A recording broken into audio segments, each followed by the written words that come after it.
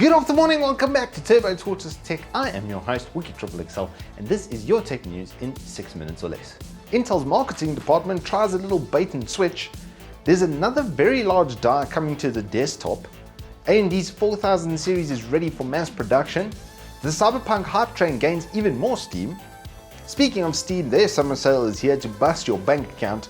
And we have a look at the Eve Tech specials for the week. In some rather predictably Intel news, they've created some false slides that are, well, skewing the truth actually quite a lot. They've compared a 2060 Max-Q design to a normal 2060, which doesn't have boost limitations in the notebook, in a bigger notebook on a processor that has less cores with similar wattage to the Ryzen 4900 HS, and said it's better at gaming. I think we can all see the inherent benefits or inherent issues with this, because it's not the same product. You're not comparing a Max-Q to a Max-Q design, and the Max-Q designs have a limit on their boost potential, and what they're claiming is that their processor is effectively 20% better for gaming. I think that this is a massive insult to anybody who is initiated in the scene, and to the uninitiated even more so. So just watch out for that, because it's not exactly truthful, is it?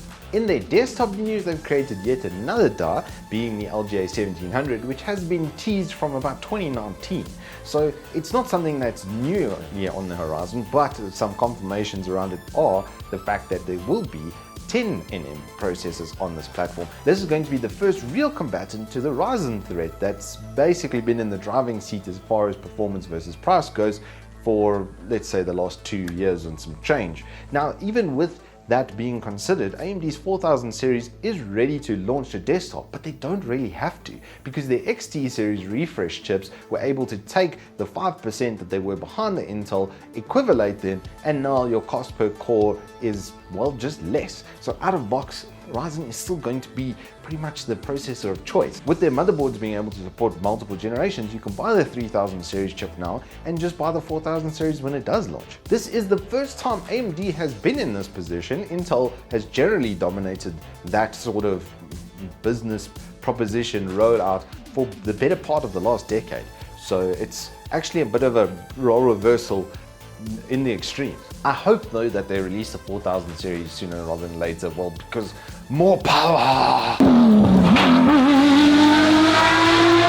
The Cyberpunk hype train is getting even more intense as it gears up for its belated launch in November. Hopefully that will be the last set of delays, because I think people will literally start pulling their hair out.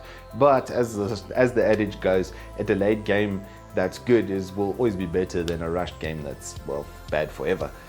The hype is so intense that the studio that brought us the Kill anime is even doing a spin-off anime, and Secret Labs has already started selling Cyberpunk chairs.